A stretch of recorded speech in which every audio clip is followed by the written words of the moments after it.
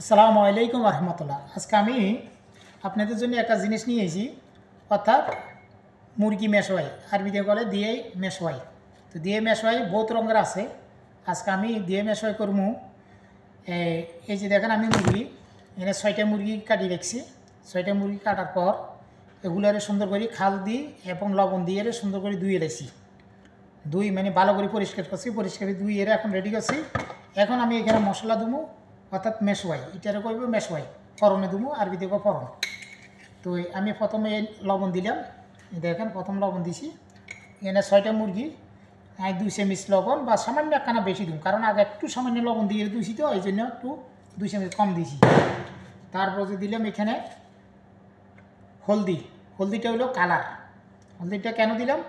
হলদিটা হলো কালার, এই দেখেন, হলদিটা দিলাম কালারের জন্য। আর এখানে মশলার মধ্যে এটা জিরা, এগুলো জিরা, আরবিতে বলে কামুন বলে, এগুলো হলো জিরা, ঠিক আছে। 2 চামচ বা আধা চামচ দিছি, একটু মশলা দিলে একটু ভালো এখানে। তারপর এই যে দেখেন, এখানে আছে কারি পাউডার। কারি পাউডার হলো সব কিছু আছে এখানে মিক্স। কারি পাউডার আমি 1 চামচ, আধা চামচ দিলাম। 6টা মুরগি এখানে, আধা চামচ দিলাম। দেওয়ার পর আমি এখানে এটা হলো কাশ্মীরি, এটা হচ্ছে কাশ্মীরি মরিচ, লাল মরিচ, কাশ্মীরি লাল মরিচ। এখানে এটার কোনো তাগত নাই, মানে ঝাল নাই, এটা শুধু কালারের জন্য। লাল মরিচ দিলে একটু কালারের জন্য। কালার কেন?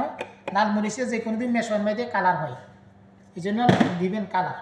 আর আমি এখানে আদা, রসুন, সামান্য খাল এবং দই দিয়ে এইটারে মিক্স করি, এবং রসুনও আছে, পেঁয়াজও আছে, এবং আপনার আদৌ আছে। এটারে ডাইরেক্ট খালাত করছি, খালাত করি। এখন আমি এগুলো খালাত করি, এগুলোর সাথে দিয়ে দিছি, মিক্স করি। এলাম দেখেন, মিক্স করব।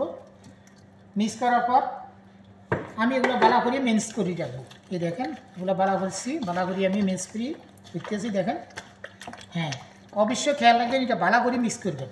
বালা করে যদি মিক্স করেন তাহলে অবশ্যই আপনার কোনো মানে বইতো না। ম্যাক্সিমাম আধা ঘন্টা আগে এগুলো করে রাখবেন, মানে আধা ঘন্টা মারিয়ে রাখলে তাহলে আর সমস্যা হবে না। এটা একটু গন্ধ আছে, মুরগির একটু গন্ধ আছে, কারণ এটা তো সিদ্ধ করি না। সিদ্ধ যদি করতাম তাহলে গন্ধটা চলে যেতে হবে।